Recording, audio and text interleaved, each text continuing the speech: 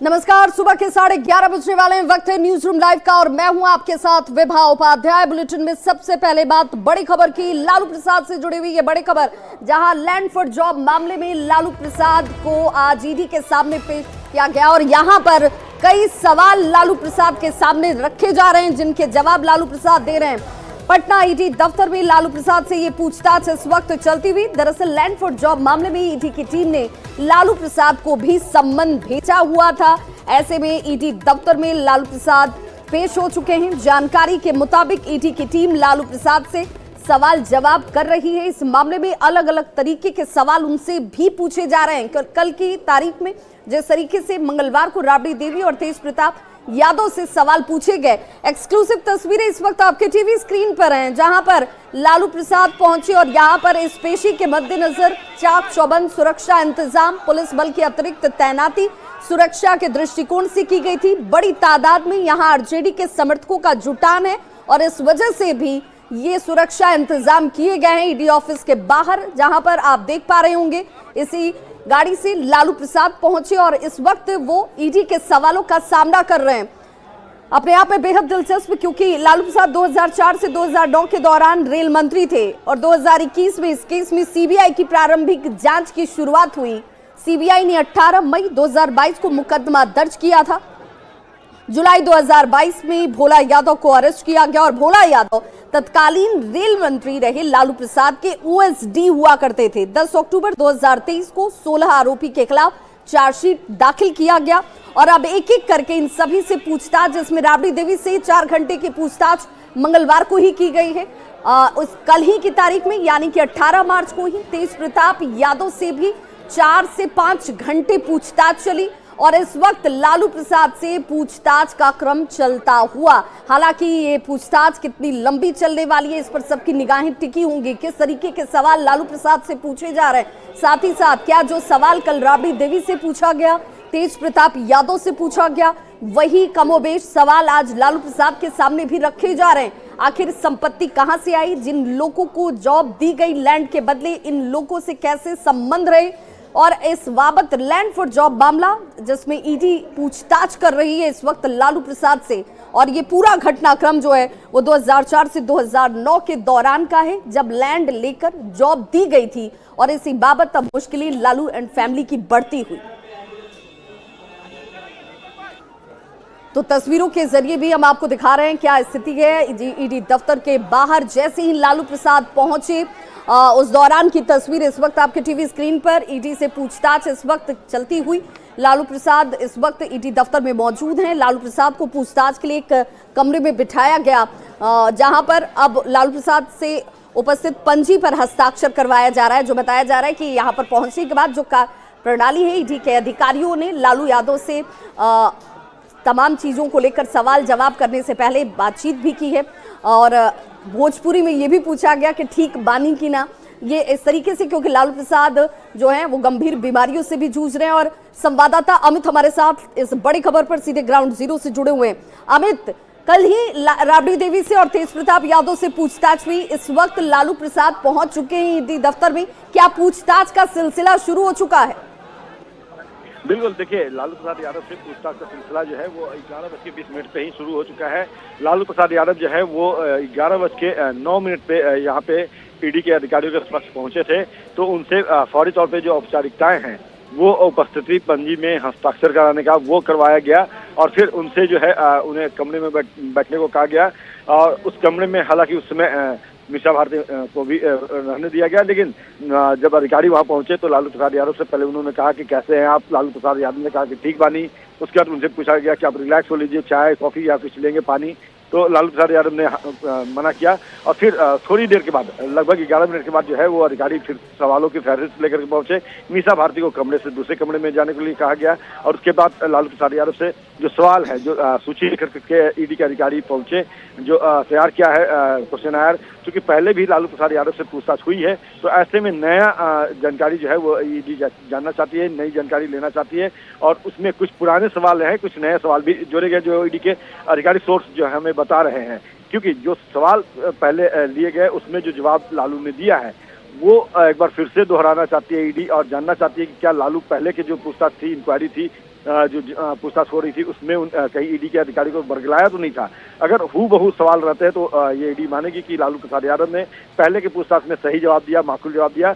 अगर वो डिफर करता है तो जाहिर सी बात है कि यानी नहीं, ये मानकर चलें अब एक तरीके से से क्रॉस वेरिफिकेशन भी इसे माना जाए, जहां पर लालू प्रसाद से वो तमाम सवाल एक बार फिर से पूछे जा रहे हैं जो इससे पहले भी पूछे गए। बिल्कुल, देखिए जो पुराने सवाल हैं उनमें से भी कुछ है सवाल, और नए सवालों की भी जो सूची है वो ईडी ने तैयार की है।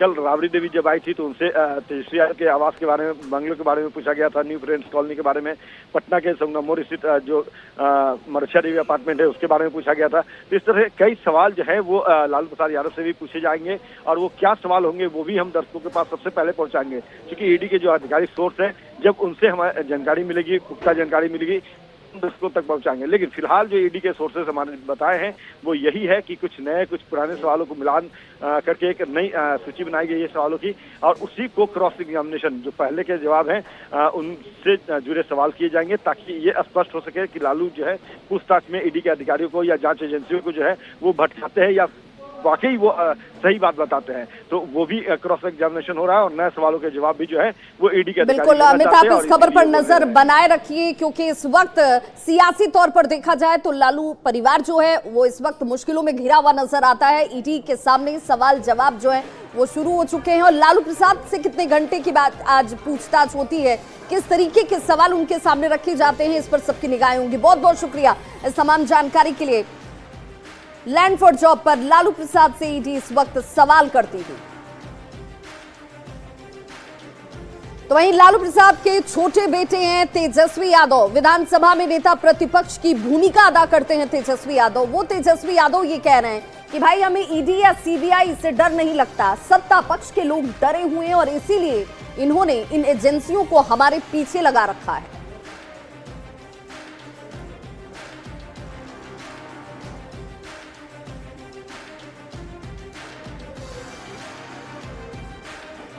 खत्म हुआ उसके बाद भी आप सब लोगों ने ये सवाल पूछा था, हमने क्या बोला? अब बीजेपी की ABCDEF A to Z जो भी टीमें हैं या जो बीजेपी के IT सेल हैं, अब केवल उनका काम बिहार में ही है। हम लोगों को कोई फर्क पड़ने वाला थोड़ी है, कोई आए जाए ठीक है, एक कानूनी एक व्यवस्था है, उस कानूनी व्यवस्था का हम सब लोग पालन करने वाले लोग हैं, बुलाता है हम लोग जाते हैं।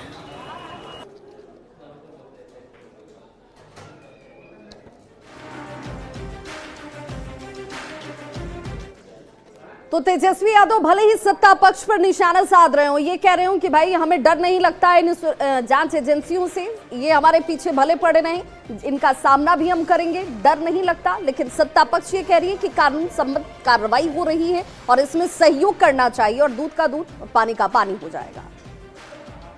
जमीन के बदले नौकरियां उन्होंने दी है, जिसमें उन पर भी ईडी से पूछताछ हुआ है, उनके परिवार के लोगों से भी पूछताछ हुआ है। भारत के कानून की हाथ इतनी लंबी है कि कोई भी गलत करेगा उसके गिरबान तक भारत के कानून का हाथ पहुंच जाएगा। लालू यादव के परिवार को और प्रतिपक्ष के नेता तेजस्वी यादव को एक चुनाव का फोबिया हो गया। उनको पता है कि मेरा चुनाव में क्या हासिल होने वाला है, और जो जैसा काम करेगा तो ये एक जांच की प्रक्रिया है, जब पूरा करेगा ही ईडी। वो उससे चुनाव से क्या मतलब है? भाई आपने गलती किया है, आपने मेवा खाया है, तो जवाब तो आपको देना ही ना पड़ेगा। तो देखिए सीधे तौर पर सत्ता पक्ष के लोगों का ये कहना है कि भाई जमीन के बदले नौकरियां दी गई, ऐसे लोगों से अगर आज ईडी की टीम पूछताछ कर रही है तो इन्हें ये लगता है कि इन्हें फंसाया जा रहा है, इन्हें दबाया जा रहा है, डराया जा रहा है।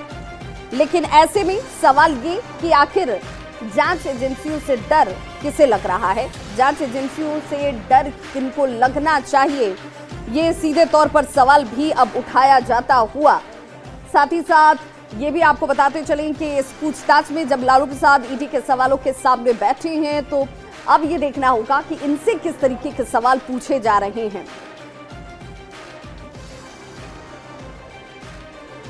तो तो वहीं डिप्टी सीएम विजय सिन्हा ने कहा है कि भाई सवाल इसलिए पूछा जा रहा है क्योंकि ये लोग इसमें शामिल रहे हैं। कोर्ट के फैसले का सम्मान करना चाहिए। कोर्ट के सामने जाकर ये अधिकार इनके पास भी है, इन्हें ये दायित्व अगर मिला था तो क्या इसमें गड़बड़ी की गई? कोर्ट का सम्मान कीजिए, ऐसी एजेंसियों का सहयोग कीजिए और फिर आप जब सहयोग करेंगे तो सब कुछ अपने आप ही साफ हो जाए। लालू प्रसाद यादव गरीबों के मसीहा, जो परसेप्शन बिहार में वो बनाए, बिहारी शब्द को गाली बनाए, बिहार की जनता की गाढ़ी कमाई लूट कर भ्रष्टाचार के नायक बने। चाहे सीबीआई हो, ईडी हो, इनकम टैक्स हो, वो अपना संवैधानिक कार्य को निभा रहा है। अगर जो गलत नहीं है तो ईमानदारी से बताएं। इतने चपरासी क्वार्टर में रहने वाले को महलों का राजा कैसे बना, इतना संपत्ति कैसे आया, बताना तो पड़ेगा। और बिहार विधानसभा के बाहर आज आरजेडी और कांग्रेस के विधायकों की तरफ से जमकर हंगामा किया गया, प्रदर्शन किया गया और हाथ में स्टूडेंट क्रेडिट कार्ड के बैनर पोस्टर थे। लॉ एंड ऑर्डर को लेकर सवाल पूछे जा रहे थे और जायजा लिया हमारे संवाददाता आनंद अमृतराज ने।